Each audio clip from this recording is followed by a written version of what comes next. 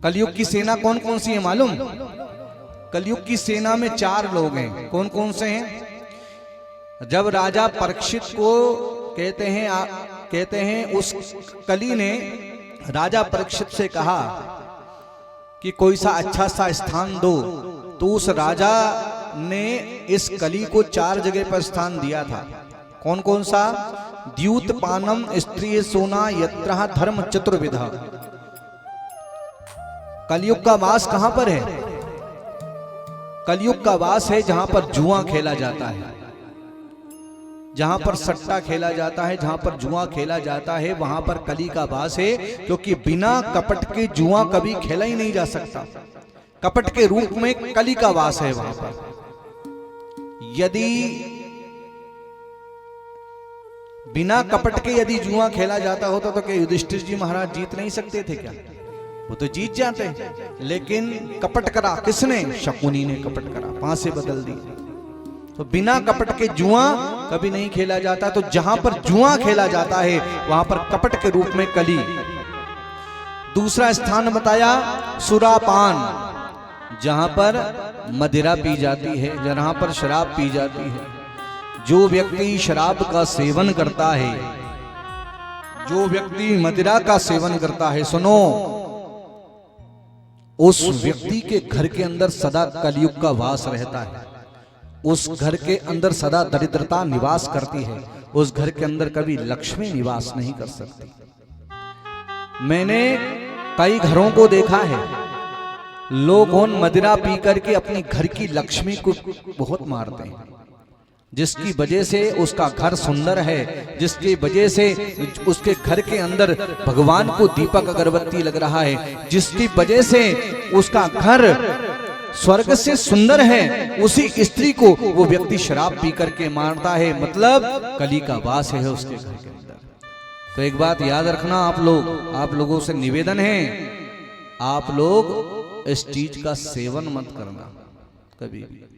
क्योंकि आप सेवन करोगे तो निश्चित मानना आपकी ये जो छोटे छोटे जो औलादे हैं ना, जो आपके बच्चे हैं, निश्चित आपका अनुसरण करेंगे। एक बात याद रखो, दो चीजें बचाओ।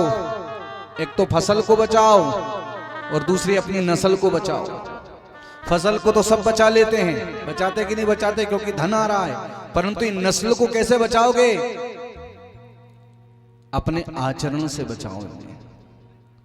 जो आप घर के अंदर जैसा अनुसरण करोगे इनके सामने, जैसा आचरण आप दिखाओगे, वैसा ही आपके बच्चे वैसे ही बनेंगे।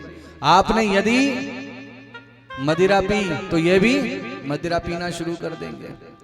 आपने बीड़ी पीना शुरू करा, वो भी बीड़ी पीना शुरू कर देगा। आपने तंबाकू खाना शुरू करा, खाए नहीं खाए लोग राजश्री खाए, गुटखा खाए, न जाने क्या क्या खाए, लुआ बर्तन कनक क्या क्या तो खा जाए, मुख में धरे रहे। आपने खाना प्रारंभ करा, निश्चित मानना आप सोचो कि आपका बच्चा नहीं खाए, बिल्कुल निश्चित खाएगा। इसलिए सावधान। कली युग ये कलयुग चल रहा है। इस कलयुग के अंदर 2 सेनाएं चल रही हैं। कौन कौन सी सेना? एक है मेरे कृष्ण की और हनुमान जी महाराज की सेना, और दूसरी सेना है इस कलयुग की सेना। और इस कलयुग की सेना में कौन कौन है? इस कलयुग की सेना के सैनिक कौन कौन हैं? ये द्यूतपान, मतलब जहां पर सट्टा खेला जाता है, जहां पर मदिरा पी जाती है, जहां पर परस्त्री गमन वेश्यालय, जहां पर वेश्यावृत्ति होती है। और चौथा स्थान बताया जहां पर हिंसा होती है, मतलब झगड़ा होता है। ये 4 सैनिक हैं उसके, किसके? कलयुग के। और कलयुग नहीं चाहता कि भगवान की सेना जीते। कलयुग चाहता है मेरी सेना जीते, क्योंकि मेरा समय चल रहा है।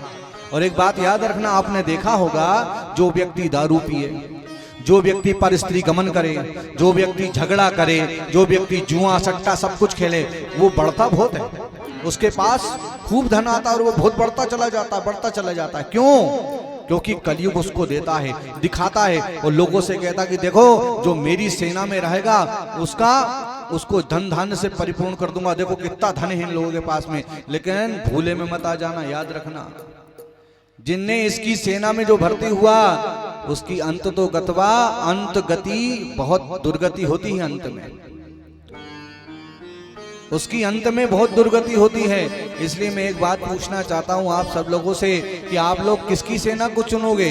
इस कलयुग की सेना को चुनोगे कि मेरे कन्हैया की सेना को चुनोगे? बताओ किसकी सेना को चुनोगे? जोर से बोलो एक बार। अच्छा, जो कृष्ण की सेना में है हाथ खड़े करो तो। कृष्ण की सेना में कौन कौन है? सभी हैं।